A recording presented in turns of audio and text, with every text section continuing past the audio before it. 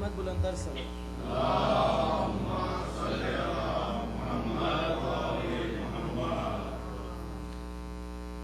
فاتحہ.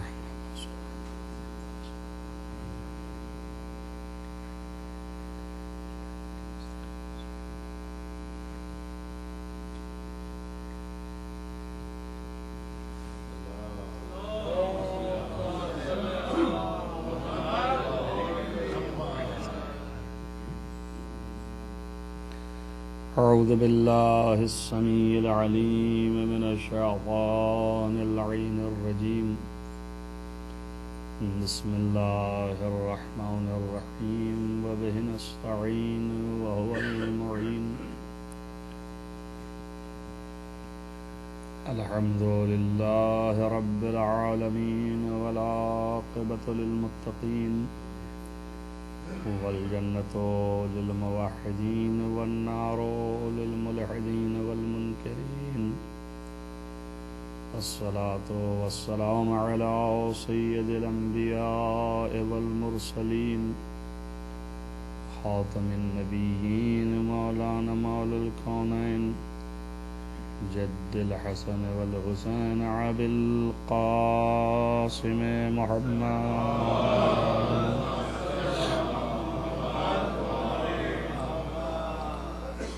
ولا سيما على ابن عمه ووزيره ووصيه وخليفته مطلوب كل غالب غالب كل غالب مولانا علي بن أبي طالب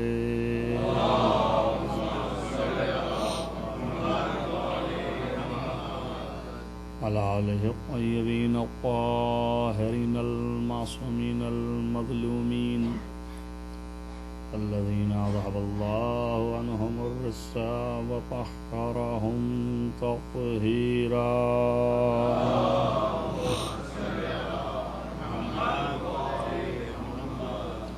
ولعنة الله على أعدائهم أجمعين من يومنا هذا إلى قيام يوم الدين.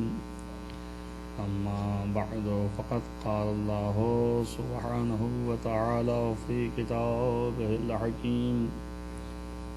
بسم الله الرحمن الرحيم. قل إن كنتم تحبون الله فاتبعوني يحببكم الله ويغفر لكم ذنوبكم والله غفور رحيم. صلوات محمد.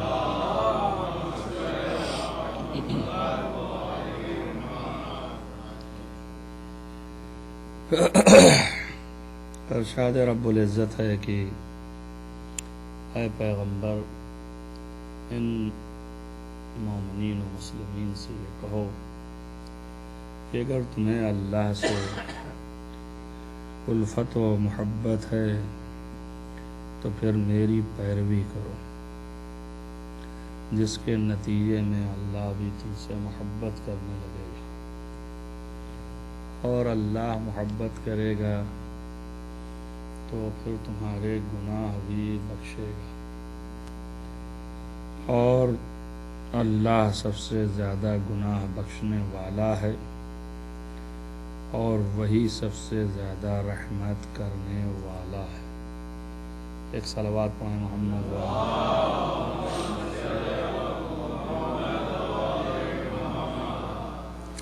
گفتگو اس بات پر چل رہی تھی کہ در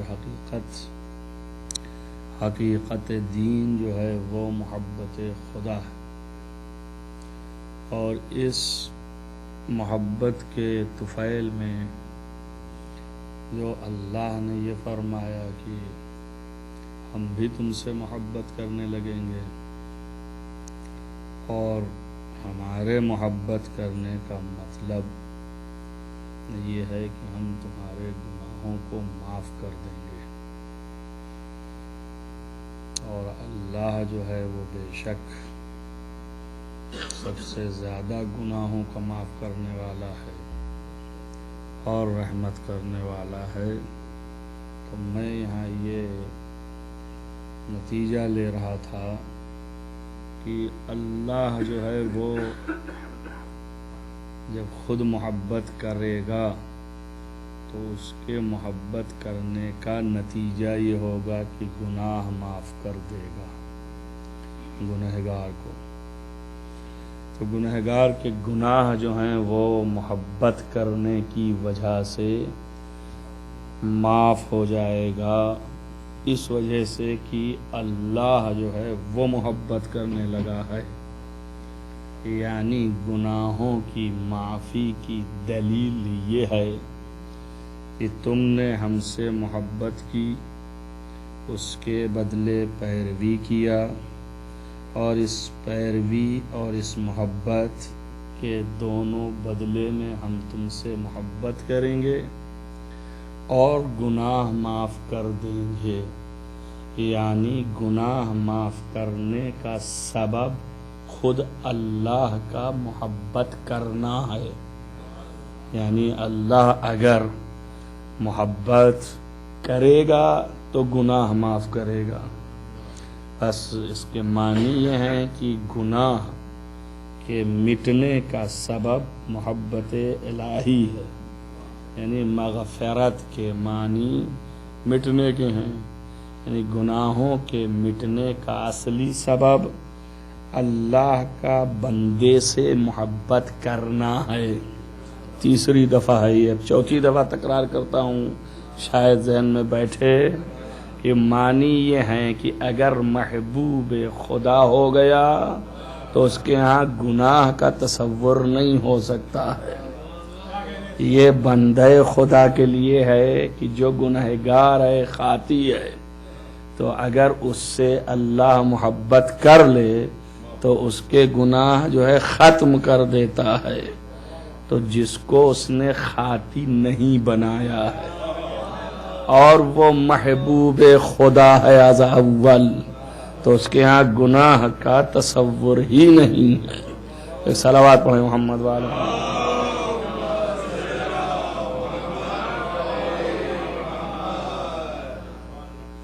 اور یہ گناہ جو ہے وہ معاف کرتا ہے اس محبت کی وجہ سے۔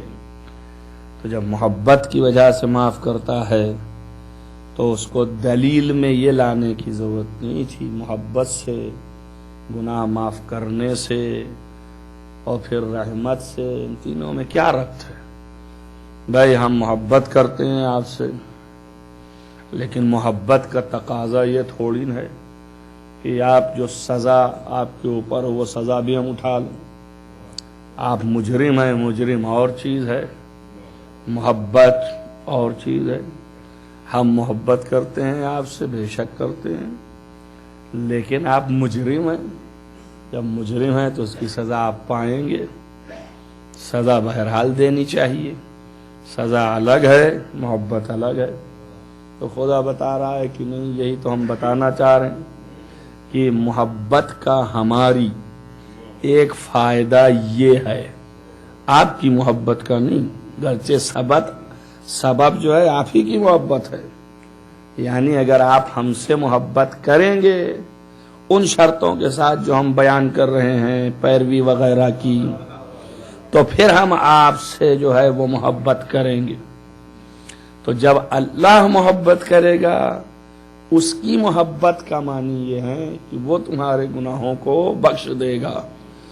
تو جب کی محبت سے گناہ کے بخشش کا کوئی ربط نہیں تھا، مجرم جو ہے اگر ایک قاضی عدالت کی گدی پر بیٹھے اور قضاوت کرنے کے لیے آئے اور اس کے سامنے ایک مجرم کھڑا کیا جائے اور وہ مجرم کے لیے یہ قاضی جو ہے قضاوت کرنا ہے اور وہ اس کا اتنا نزدیکی ہے کہ یہ اس سے بڑی محبت کرتا ہے، تو اب فیصلہ کرتے وقت وہ یہ کرے کہ صاحب چونکہ محبت کرتے ہیں ہم، اس لیے ہم جو ہے ان کے سارے جرم کو جرم نہیں سمجھتے ہیں۔ یہ کون سا قانون ہے؟ کیا کوئی قانون ہے ایسا؟ دنیا میں کوئی قانون نہیں ہے۔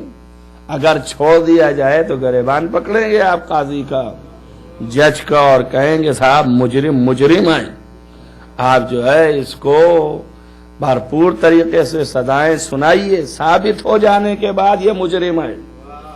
ابھی ثابت نہیں ہوا تو کوئی کچھ نہیں کہے گا.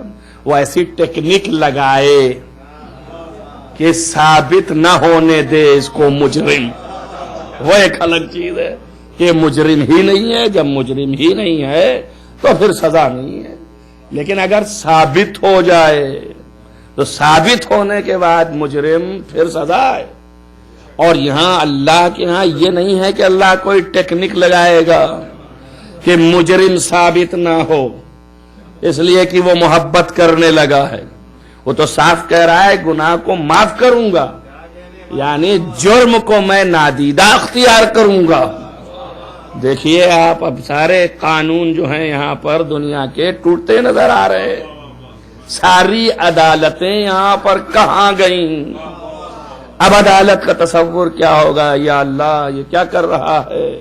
اور وہ کہہ رہا ہے میں معاف کروں گا. ہے نا قرآن ہے، اس سے ہٹ نہیں سکتے. اب آپ بتائیے کہ کیا یہاں پر فلسفہ لے آئیں، کیا منطق لے آئیں، کیا عقل کو ہم کہاں لے جائیں، کدھر سے مسئلے کو حل کریں، کہاں سے؟ یہاں تو ہم پھنس گئے ہیں ذہنی طور پر بھی، عقلی طور پر بھی، اور دلیل قرآنی بھی.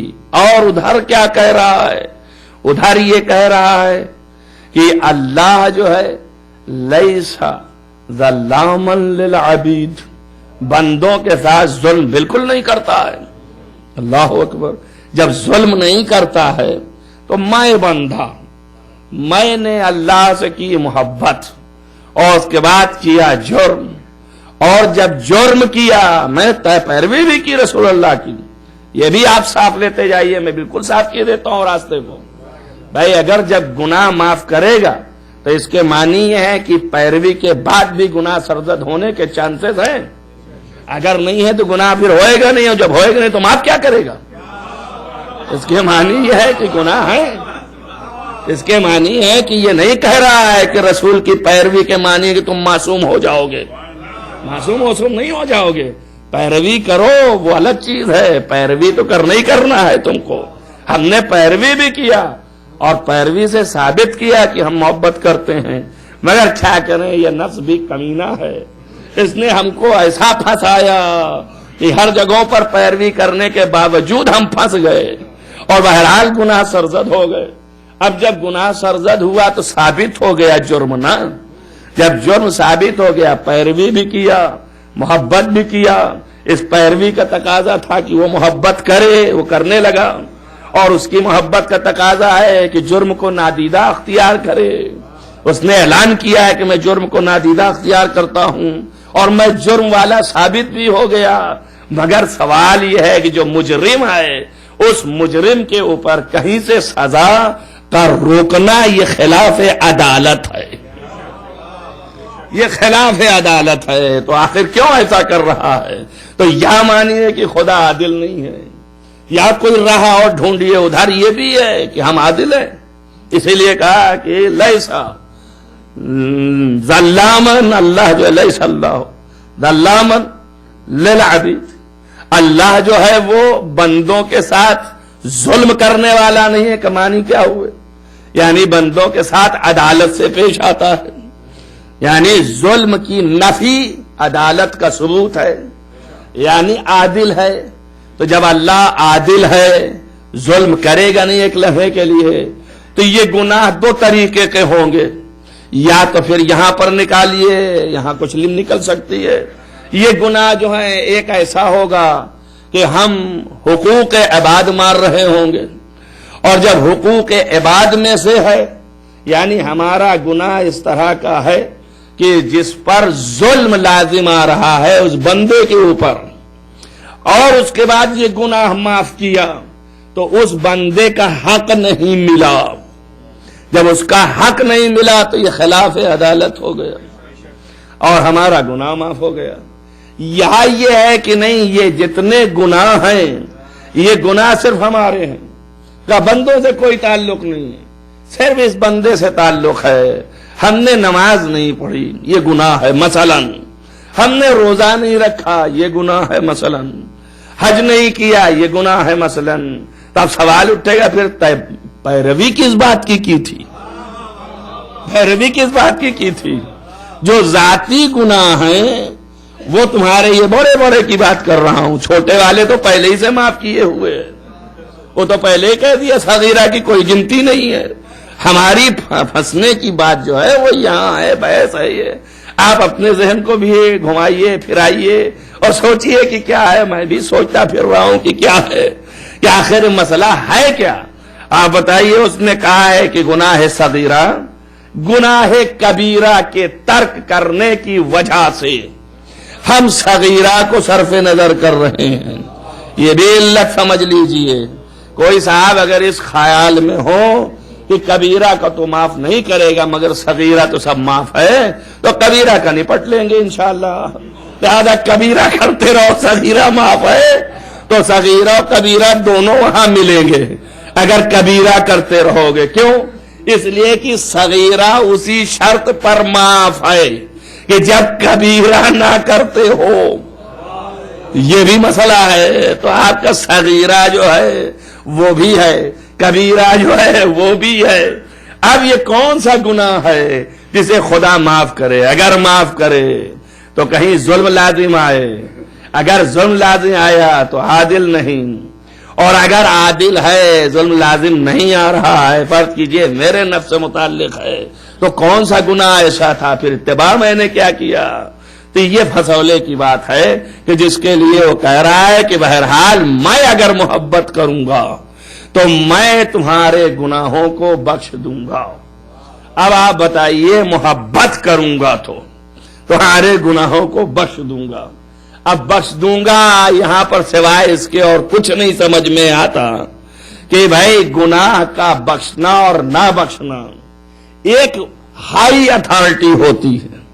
ایک قانون جو ہے آپ کا، قانون تو یہ ہے کہ آپ نے یہ سزا آپ کو معین کی گئی ہے، یہ مجرم جو ہے اس کا جرم ہے اور اس کے جرم کی وجہ سے آپ کو سزا دی جائے گی۔ قاضی کا فیصلہ یہی ہے کہ وہ یہی فیصلہ کرے کہ بھائی ان کا یہ سزا ہے، لیکن یہاں پر ایک گنجائش ہے اور وہ ہر لا میں ہو سکتا ہے۔ وہ یہ گنجائش ہے، شریعت میں تو ہے ہمارے، کہ اگر یہ طرف جس سے معاملہ ہے میرا، یہ طرف اگر اس کے دل میں ترحم آ جائے اور یہ معاف کر دے تو سزا مجھ سے اٹھا لی جائے گی۔ نہیں سمجھ میں آیا؟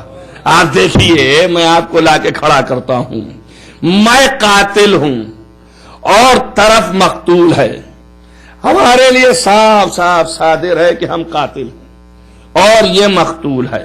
قاتل کی یہ سزا ہے، مقتول کا وارث جو ہے اس کے اختیار میں یہ ہے،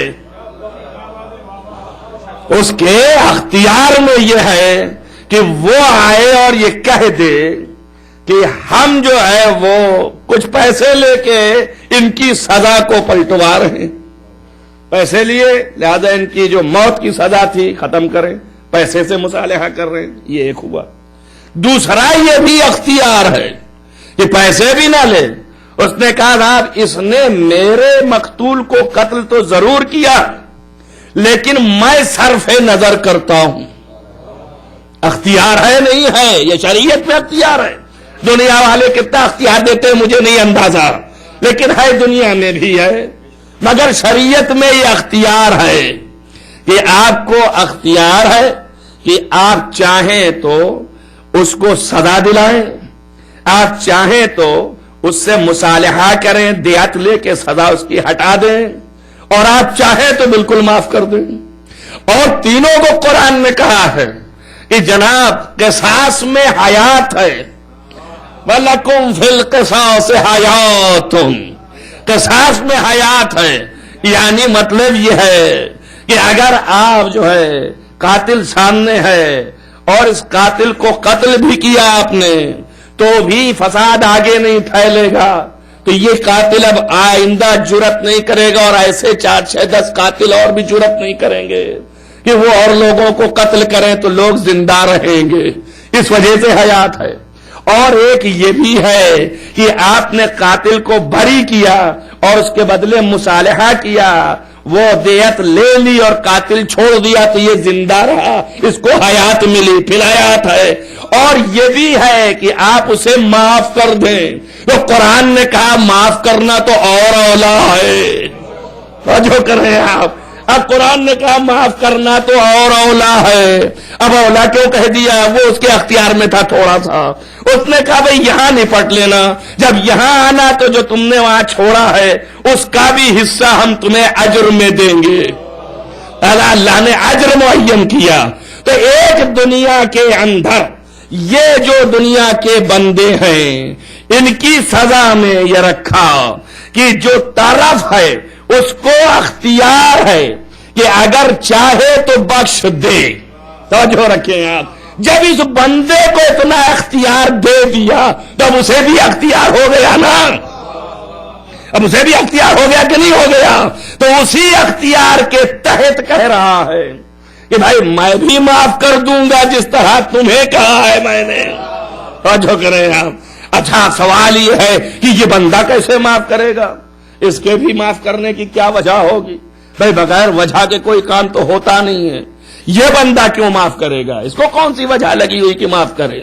جب تک کہ کوئی تحریک دل میں پیدا نہ ہو اس وقت تک جو ہے معافی کا سوال نہیں پیدا ہوتا۔ ان کا دل کے اندر تحریک پیدا کرنے کی چیز جو ہے اس کا نام ہے ترحم، یعنی رحمت کا آنا۔ اگر اب آپ کے سمجھ میں آیا ہو تو رب سمجھیے آیت کا۔ اس نے کہا کہ اللہ جو ہے وہ محبت کرے گا، اور جب محبت کرے گا تو گناہ بخشے گا۔ گناہ کیوں بخشے گا؟ اس لیے کہ جب تم بخشنے والے ہو تو وہ سب سے زیادہ بخشنے والا ہے، اور اس لیے کہ تم بخشو گے کیوں؟ اس لیے کہ جب تمہارے رحمت کا جذبہ ہے تو وہ غفور الرحیم، وہ رحمت کا رکھنے والا پرانا ہے۔ توجہ کیا آپ نے؟ تو رحمت جو ہے سبب ہے اس بات کی کہ گناہ بخشوائے۔ توجہ کریں آپ، اب سمجھ میں آیا نا؟ اس سبب سے ہم کہتے ہیں کہ محمد و آل محمد شفیع گناہ ٹھہریں گے، اس لیے کہ ان کے بھی دل میں ترحم کا جذبہ آئے گا۔ جب تم محبت کیے رہو گے تو حشر میں وہ بھی کھڑے ہوں گے اسی ترحم سے کہ یا اللہ تو اپنی مغفرت کے ذریعے سے جو غفور ہے اس کی وجہ سے اپنی رحمانیت کا ایک جذبہ ہلکا سا دکھا دے اور ان کے سارے گناہوں کو معاف کرا دے۔ صلوات محمد و آل محمد۔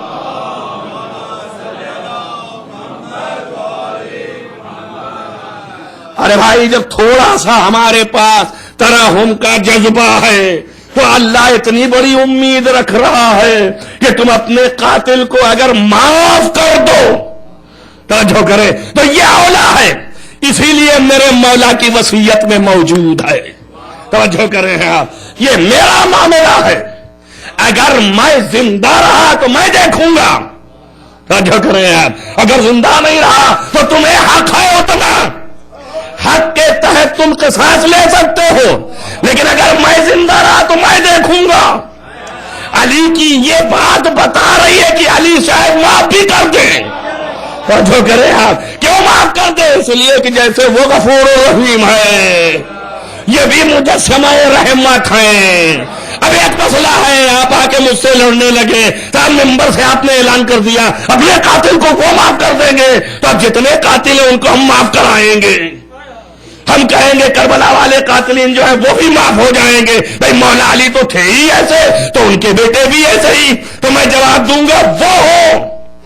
توجہ رکھیں آپ، جب ان کے ہاتھ میں، مولا نے صاف کہا ہے کہ جب میرے ہاتھ میں تو میرا معاملہ ہے، میں فیصلہ کروں گا، لیکن جب میں جا رہا ہوں تو تم کو اختیار ہے۔ توجہ کریں آپ، تو ہم کو اختیار ہے قصاص لینے کا۔ توجہ کریں آپ، قیامت تک ہم معاف نہیں کر سکتے، وہ کرے وہ جانے۔ صلوات محمد و آل محمد۔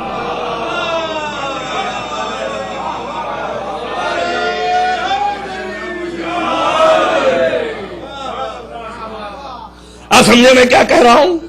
یہ جو لوگ چھوٹی چھوٹی کتابیں لکھ کر کے اور بے عقلیوں سے بات کر رہے ہیں، یہ قاتلان جو ہیں ان کو برا نہ کہو، ان کو یہ نہ کہو، ان کو وہ نہ کہو، شاید ان کو وہ معاف کر دیں، تو جب ان کے ہاتھ میں آئے گا جو چاہے وہ کریں، لیکن وہ تو وصیت کر گئے ہیں کہ تمہیں اختیار ہے۔ جو کریں آپ، جب ہمارے ہاتھ میں آ گیا تو ہم قیامت تک معاف نہیں کرنے والے ہیں۔ اب کوئی یہ لم نکال کر کے کہ وہ معاف کر دیں گے کہ چکر میں نہ رہے، اگر اس اگر پڑ گیا تو پھنسے گا۔ جو تمہیں کہا گیا اس پر عمل کرو۔ تمہارا اختیار یہ ہے کہ قاتل کو اگر قتل کر سکو تو قتل کرو، کر سکا تو مختار نے کیا، جو کرے نہیں کر سکتا تو کم سے کم لال ہی کہہ کے اپنی وفاداری کا ثبوت ہو۔ صلوات محمد وآل محمد۔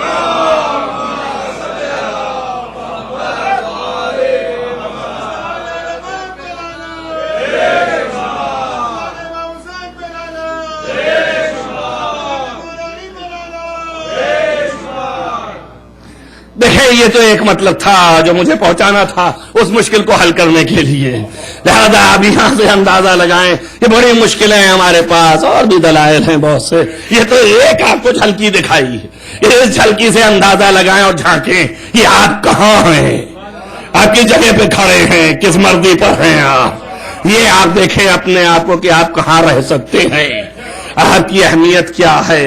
اب اس نے کہا اگر تم نے ہم سے محبت کی تو ان کی پیروی کرو، اور ان کی پیروی جو ہے وہ سبب ہوگی ہمارے محبت کی، اور پھر جب ہم محبت کریں گے تو تمہارے سارے گناہ بخش دیں گے۔ اب میرا ایک سوال اور نکل رہا ہے کہ جب گناہ ہوگا تو بخشے گا نا؟ ہمارے ایک سوال کا جواب دیجئے، ہم نے محبت کیا، ہم نے پیروی کی، ہم نے کوئی گناہ بھی نہیں کیا، تو یا اللہ تو محبت کرے گا نا؟ بھائی ہم نے محبت کیا تجھ سے تو محبت کرے گا کہ نہیں کرے گا؟ اور میں نے پیروی کی تو محبت کرے گا نا؟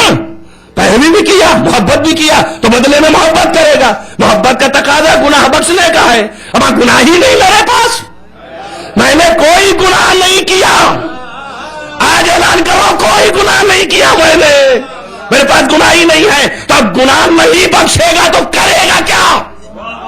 توجہ کر رہے ہیں آپ، میں کچھ کہہ رہا ہوں، توجہ کر رہے ہیں آپ، میرے پاس گناہ نہیں ہے، میں نے کیا ہی نہیں کچھ، میں نے جو قدم اٹھایا تیری محبت میں اٹھایا، میں نے جو کیا تیرے نبی کی پیروی کر دی جو معیار بتایا تھا، میں نے کوئی گناہ نہیں کیا، مجھے بنایا ہی ایسا تھا کہ مجھ سے گناہی نہ سرزد ہو۔ جو کرے بھائی ملائکہ چلے اور ڈھیلا کر لے، ملائکہ محبت کرتے ہیں کہ نہیں کرتے ہیں؟ جب ملائکہ محبت کر رہے ہیں تو رسول کی پیروی بھی کر رہے ہوں گے۔ اگر کوئی کھڑا ہو کے کہے کہ کب کیا تو میں بتاؤں گا آپ کس طرح سے کرے، کبھی در پہ آ کے جھولا ہلا رہا ہے، کبھی روٹیوں کو چکیاں پیس رہا ہے، اب کیسے پیروی کرے گا نبی کے؟ نبی کے وضو کا پانی کا انتظام کر رہا ہے، نبی کا بستر جھاڑ رہا ہے، تب کیسے پیروی کرے گا نبی کی؟ صلوات محمد وآل محمد۔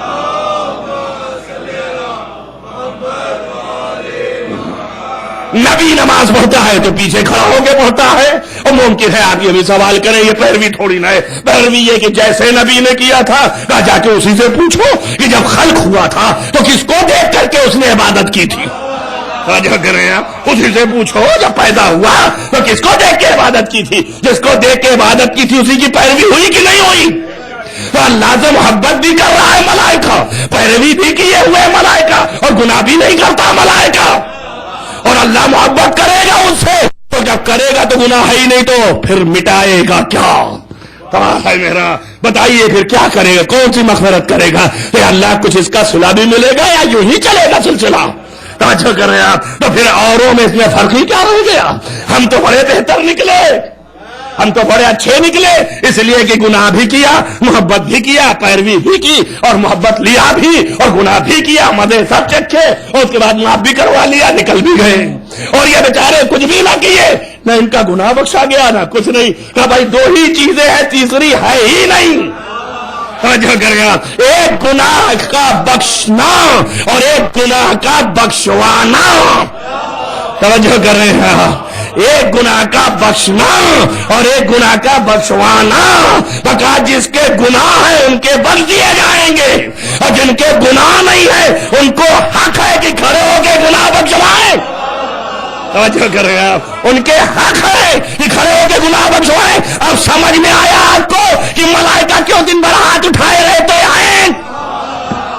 گنہگاروں کے استغفار کے لیے روایتیں بھری پڑی ہیں۔ کہا کہ جیسے ہی علی کا ذکر کیا ملائکہ نے ہاتھ اٹھایا، کہ پارے الہ ذکر کرنے والے کے گناہ کو بخش دے۔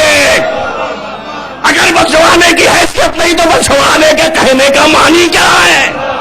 صلوات پڑھیں محمد وآل محمد۔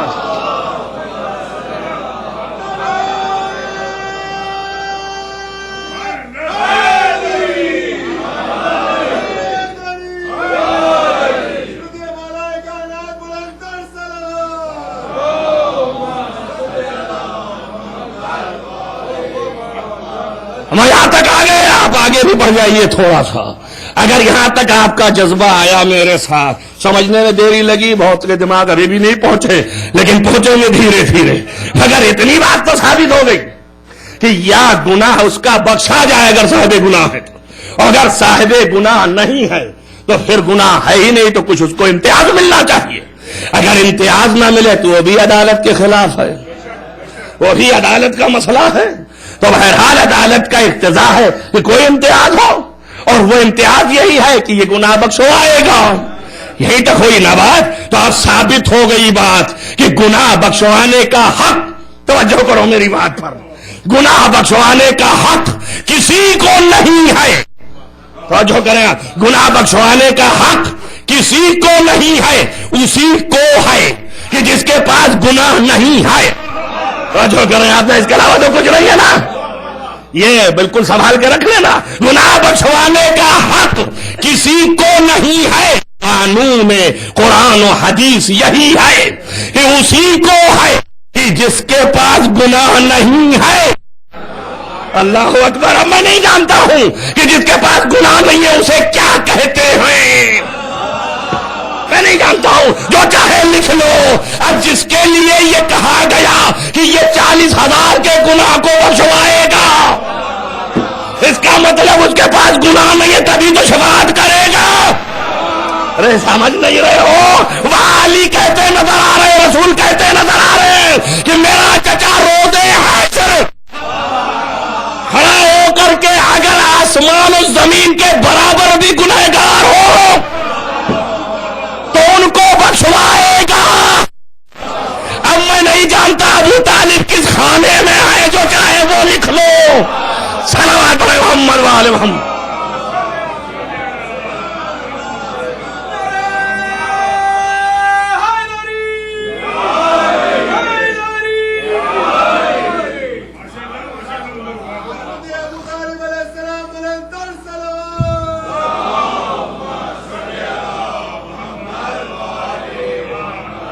تھوڑا سخت ہوتا ہے شروع میں، چونکہ سخت مطلب ہے تو اس کو سمجھنے میں تھوڑا سخت ہوتا ہے۔ ذہن کو ادھر ادھر لے جاؤ، لفاظی نہیں ہے، یہاں پر لفظیں بول دیں گے اور آپ آ کر کے چلے جائیں گے، بعد میں کچھ بھی نہیں۔ صلوات پڑھیں محمد وآل محمد۔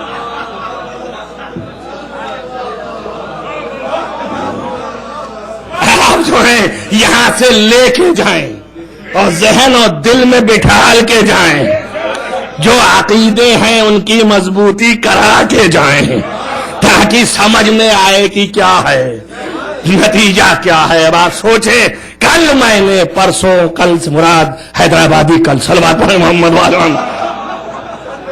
کہتے ہیں نا کہ پرسوں نہیں، واقعا میں جب تک حیدرآباد سے میرا کوئی تعلق نہیں تھا، یعنی حیدرآبادیوں نے اٹھنا نہ بیٹھنا نہ کچھ بھی نہیں، رتا ممبر سے بیان کرنے کی بات نہیں ہے، میں ایک جگہ پر گیا اور وہاں پر کوئی لڑکی بہت سوال کر رہی تھی مجھ سے، سوال جواب ہوتا ہے مومنین کا، تو بہت سوال کیا اس نے، بہت سوال کے جوابات دیے سب۔ بعد میں جن کے یہاں قیام تھا ان سے میں نے پوچھا، وہ تاریخ تھی 24 رمضان کی، تو ان سے میں نے پوچھا یہ بچی کون تھی؟ ان کا آپ نہیں جانتے، اس کی پرسوں شادی ہوئی تھی۔ جیسے ہی کہا پرسوں شادی، انہوں نے کہا دماغ خراب تھا اس کا کہ اس نے 21 رمضان کو عقد کیا، تو کہنے نہیں میرا مطلب ہے 2 سال پہلے ہوئی تھی۔ ارے میں نے کہا یہ کیا مطلب ہے بھائی، میں تو سمجھا ہی نہیں۔ میں تو اس کو برا بھلا بھی کہہ دیا بھائی آپ پہلے سے بتائے ہوتے. تو ویسے ہی میرا مقصد یہ ہے کہ میں نے آپ کے سامنے جو یہ کہا کل، تو کل سے مراد گزشتہ اسی منبر سے اسی سیریز میں ایک دن پڑھا تھا. قرآن کی آیت یاد ہوگی آپ کو کہ اِنَّا أَوْلَى النَّاسِ بِإِبْرَاهِيمَ، یعنی ابراہیم کے سبب سے لوگوں میں اولا جو ہے لَلَّذِي اتَّبَعُوهُ، وہ ہے جو ابراہیم کی پیروی کیے ہوئے ہے. وَهَذَا النَّبِيُّ، اور یہ نبی ہے، وَالَّذِينَ آمَنُوا، اور جو اس کے ساتھ ایمان لے آئے ہیں چند بیچارے وہ ہیں. سمجھ میں آیا نا؟ تو وہاں آپ کے سامنے میں نے ثابت کیا کہ ابو طالب اولا تھے. یاد آیا آپ کو؟ تو ہم نے خالص اولا مولا ثابت کیا تھا.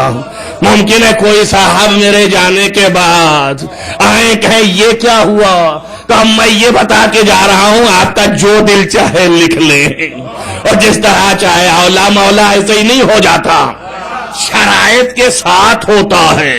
یہ اولا کی لفظ لے کیوں آیا خدا؟ اولا اسی لیے لے آیا نا کہ اس کے اندر کوئی شرط پائی جاتی ہوگی. اس سے معنی یہ بھی نکل گئے اس آیت کے کہ ہر شخص اولا نہیں ہو سکتا ہے. بہت سے مسلمان قلم کی روانی میں لگے ہوئے ہیں. لَلَّذِي اتَّبَعُوا، جو ملت ابراہیم کی پیروی کر رہے تھے وہ اولا ہیں. ہم پوچھے بھائی کس سے؟ ابراہیم سے. ابراہیم کی پیروی کرنے والے جو مومنین ابراہیم کے ساتھ تھے وہ ابراہیم سے بھی اولا ہیں. واہ واہ واہ واہ، سبحان اللہ. اپنے حاکم سے رعایا اولا ہے. کیا کہنا، کیا فہم ہے ہمارے مسلمانوں کا. اللہ اکبر. کہ بھائی کس سے اولا ہے وہ؟ کہ کوئی ہوگا طرف نا جو ابراہیم کے زمانے میں ہوں گے، ان میں کوئی طرف ہوگا، ان میں کسی ایک کو کہا جا رہا ہے کہ یہ اولا ہے. تو اولا خالص تھوڑی کی پیروی کیے ہوئے، یہ تو پہچانوایا تمہارے دور میں. ابراہیم کے زمانے کی بات ہی نہیں کر رہا ہے، وہ تو یہ کہہ رہا ہے کہ یہ پیغمبر، یعنی تمہارے سامنے جو یہ پیغمبر ہے یہ، اور والذین آمنوا، جو ایمان لے آئے یہ، اور وہ جو کی پیروی کیے ہوئے ہیں ابراہیم کے ملت کی. بھئی یہ اولا ہے. تو کون تھا جو پیروی کیے تھا محمد کے سامنے؟ مجھے یہ بتاؤ وہ کون تھا جو پیروی کیے ہوئے تھا محمد کے سامنے؟ ایک ابراہیم کے بعد ملت کے بعد کون تھا؟ وہ ابو طالب ہی تھا نا جو پیروی کیے ہوئے تھا. تب جب پیروی کیے ہوئے تھا تو اولا ہو گیا. تو اولا کے اور بھی شرائط ہیں، ان میں سے ایک شرط یہ ہے کہ اس کے اندر ایسی صلاحیت ہو کہ گناہ اس سے سرزد نہ ہو رہے ہو. اللہ اکبر. اب میں اس سے زیادہ کیا کہوں؟ اگر یہ شرط سمجھ میں آئی کہ دلائل پیش کر چکا ہوں تو آپ کے سمجھ میں آ گیا ہوگا کہ یہ قلم والوں کی قلم کی نوک یہیں پر ٹوٹی کہ والذین آمنوا کے معنی سارے مومن نہیں ہیں. وہی مومن اولا ہے جس کے پاس گناہ نہیں ہے. جو کیا آپ نے سمجھ میں آیا؟ قرآن سمجھو، یہ قرآن فہمی بہت مشکل ہے، لہذا سمجھا رہا ہے کہ اولا صرف کون ہے؟ جو کریں آپ، یہ ابراہیم بھی ہے. اولا کون ہے؟ یہ نبی بھی ہے. اولا کون ہے؟ وہ جن کے گناہ نہیں، وہ مومن ہیں. وہ کون تھے؟ وہ نبی فرما کے گئے میرے بعد. جو کریں آپ، یہی 12 جو میری اولاد ہیں. جو کہ آپ نے تو والذین آمنوا سے مراد وہ 12 ہیں، یعنی سب کی اولویت کا اعلان کر رہا ہے برابر سے. جو کر رہے ہیں میری بات میں، ابراہیم بھی اولا، اس کا تربیت کرنے والا، پیروی اتباع کرنے والا یعنی ابو طالب جو کہ نبی کے زمانے میں وہ بھی اولا، خود یہ نبی اولا، اور جو مومن گناہ نہیں رکھتے وہ بھی اولا. اب یہ اولا چاہے جہاں جہاں لے کے چلے جائیں، اگر یہ شرط مل جائے، توجہ کریں میری بات پر اور یہیں پر ٹھہرے رہیے گا، اور اس کے بعد پھر عظمتوں کا اندازہ لگائیے. اللہ نے 14 کے علاوہ 15 پیدا نہیں کیا. ہماری مجبوری اتنی سی ہے، مجبوری کل اتنی ہے کہ 14 سے ہم 15 کر نہیں سکتے. تو منصوص من اللہ 14 ہے، لیکن اولویت میں تو نہیں کہا اس نے کہ 14 ہی ہیں. توجہ کریں اولویت کا تو نہیں کہا کہ 14 ہی ہیں، 15 نہیں کر سکتے.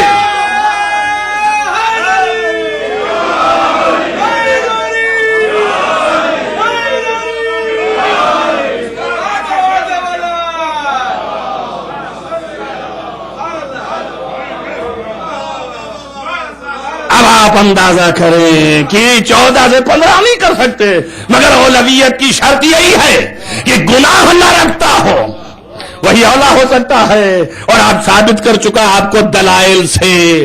تو اب ابو طالب بنیاد اول ہے، تو ہم 14 میں 15 نہیں بڑھا رہے ہیں اسے، ہم 14 ہی مان رہے ہیں، لیکن اولا بتا رہے ہیں، میں شرط کے اولا بتا رہے ہیں. اب آپ کے پاس جو بھی اصطلاح ہو وہ گڑھ لو.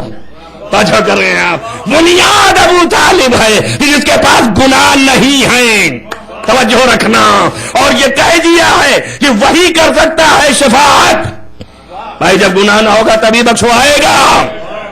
گناہ خود کے ہیں تو اپنے میں لالے پڑ جائیں گے، دوسروں کے لیے کیا نظر لڑائے گا.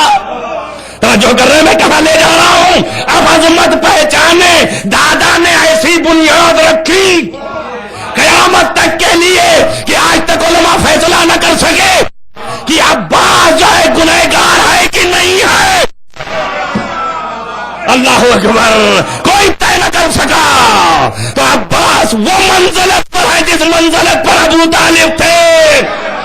توجہ کیا آپ نے. صلوات پڑھیے محمد وآل محمد.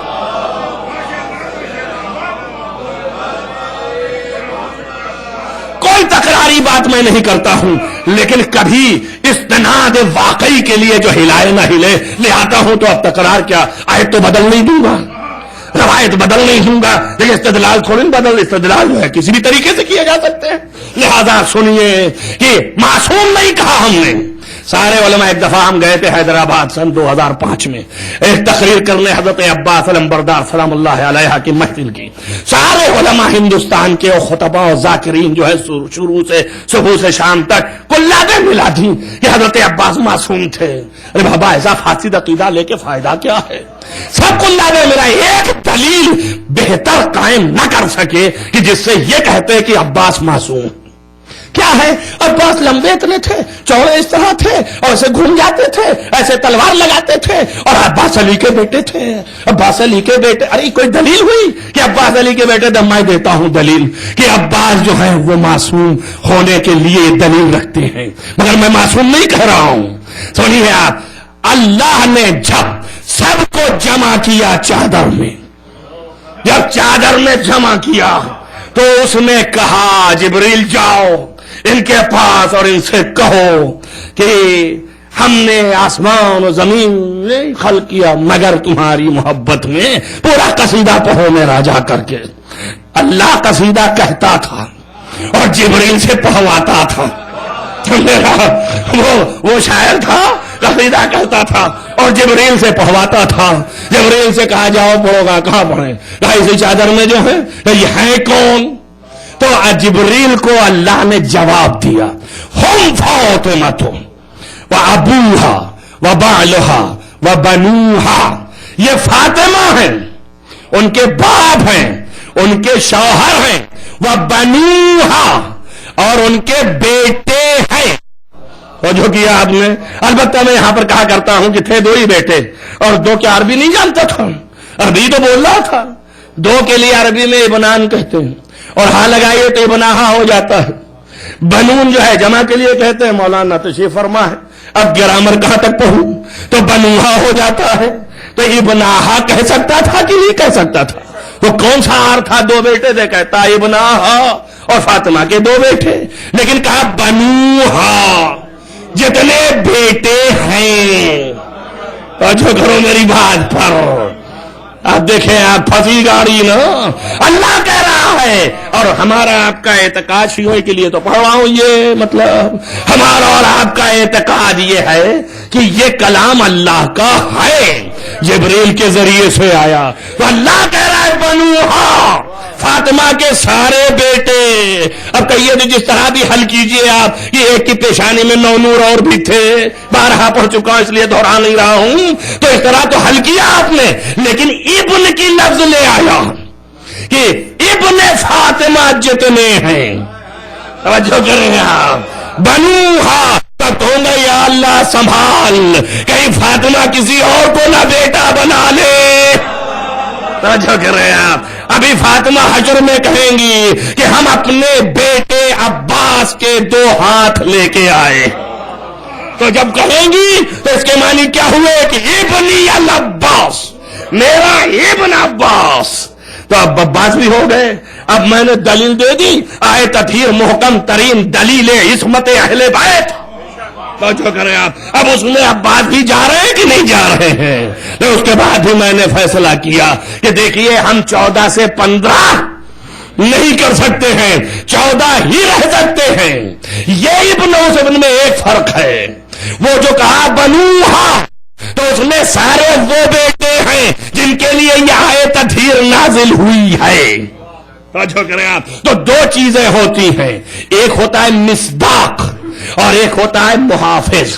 توجہ کریں آپ، مصداق کے معنی یہ ہے کہ فٹ جس پر ہو جائے اسے مصداق کہتے ہیں۔ ہم نے کہا زید، یہاں 4-10 زید بیٹھے تھے، ہمارا کلام جس کے اوپر فٹ ہو جائے کہ یہ زید کی بات کر رہا تھا میں، زید عادل، تو یہ زید عادل کی بات ہو رہی تھی، یہ مصداق ہو گیا میرے اس کلام کا۔ تو آیت تطہیر کے مصداق تھے یہ 14 معصوم۔ توجہ کریں آپ، تو اب میں نے اپنی لفظیں بدل دی کہ دیکھیے فرق اتنا ہی ہے کہ حسین آئے تطہیر کے مصداق اور عباس آئے تطہیر کے محافظ۔ توجہ کریں آپ، تو اب مجھے کہنا پڑے گا کہ اس امت کو رکھنا آسان ہے، اس امت کی حفاظت بڑی مشکل ہے۔ صلوات محمد وآل محمد۔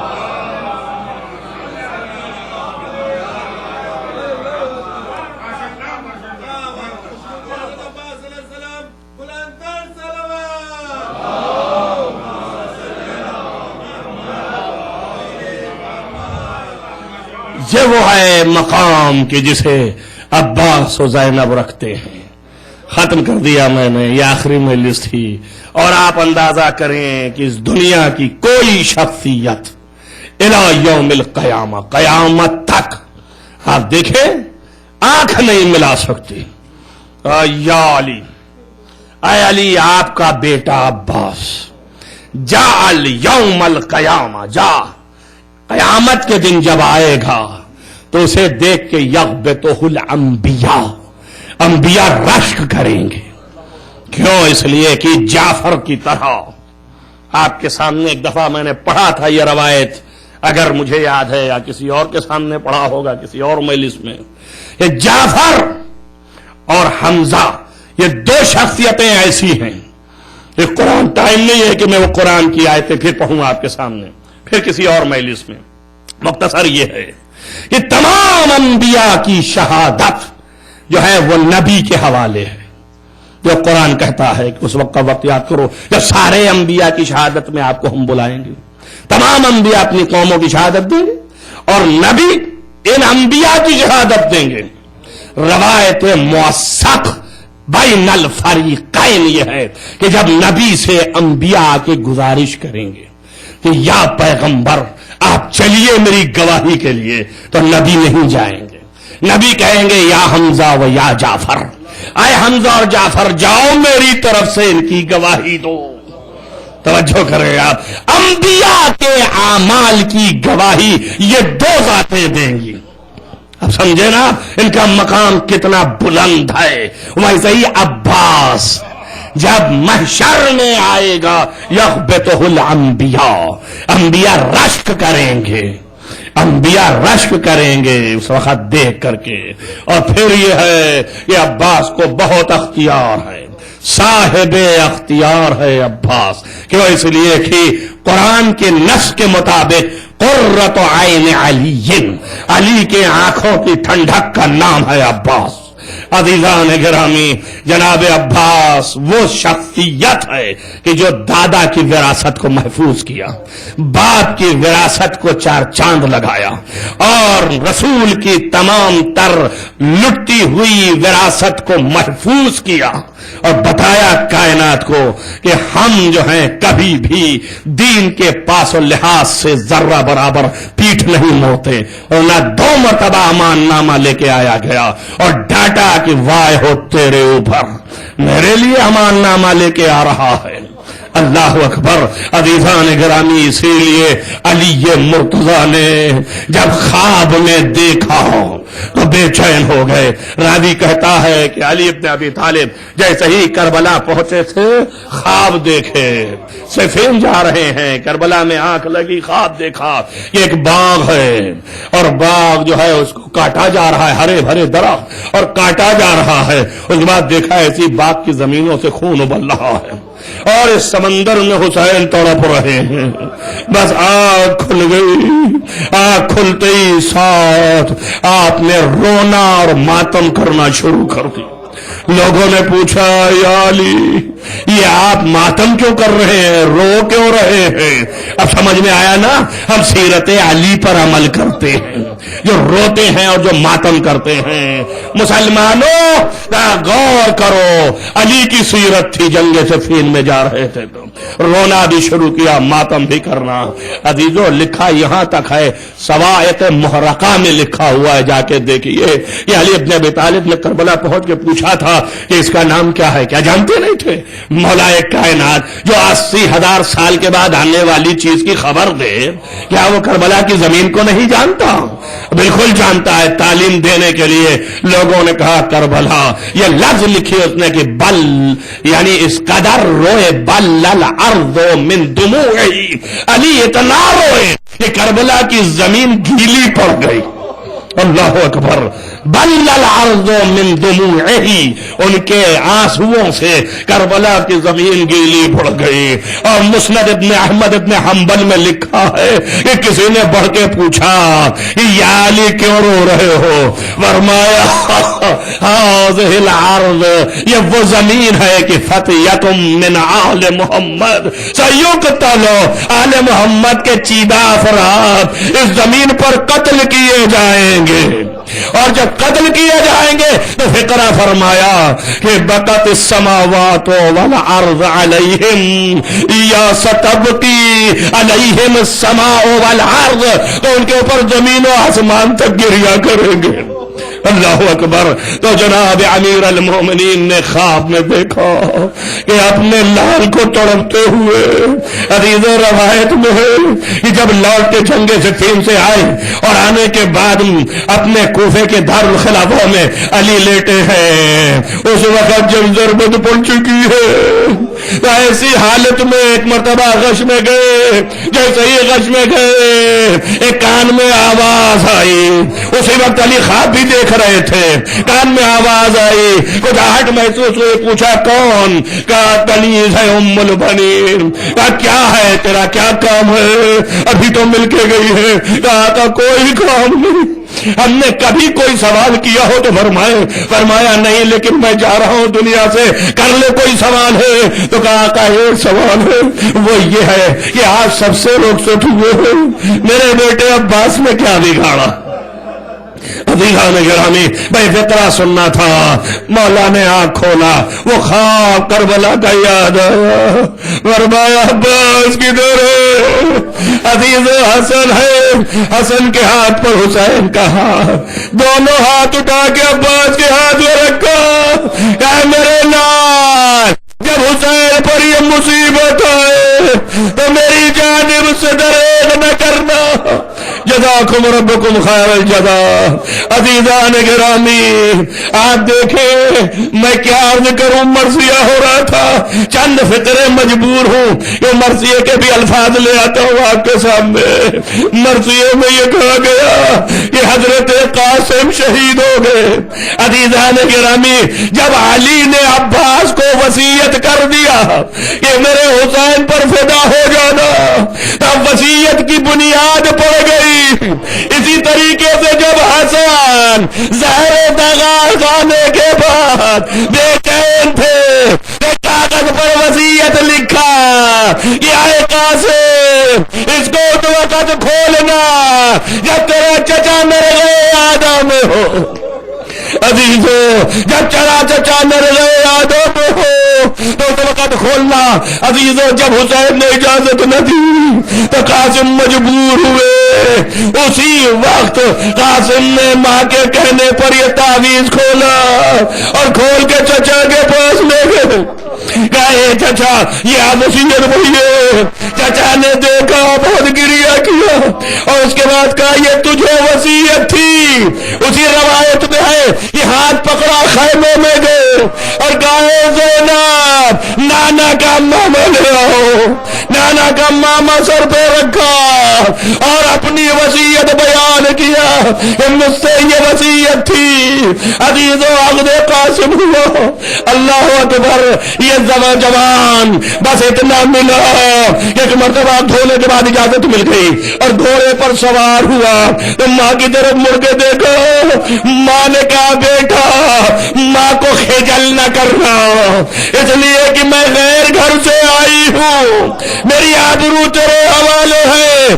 قاسم پلٹا نہیں عزیزو، جب گیا تو لکھا روایت نے کہ حمزہ کی طرح حملہ کر رہا تھا، جعفر طیار کی طرح حملہ کر رہا تھا، ایک ظالم کمینگاہ میں چھپا تھا، ایک نیزہ ایسا مارا جیسے حمزہ کو ہاتھ میں پڑا تھا، ارے اس سے لگا اس جانب سے دائیں سے بائیں نکل گیا، گھوڑے پر یہ جوان ڈگمگایا، آواز دیے میرے آقا سلام ہو، کسی نے برچھی ماری، کسی نے تیر مارا، گھوڑے سے زمین پر آیا، اللہ اکبر، حسین اے میرے بیٹا، اے قاسم میں پہنچ رہا ہوں۔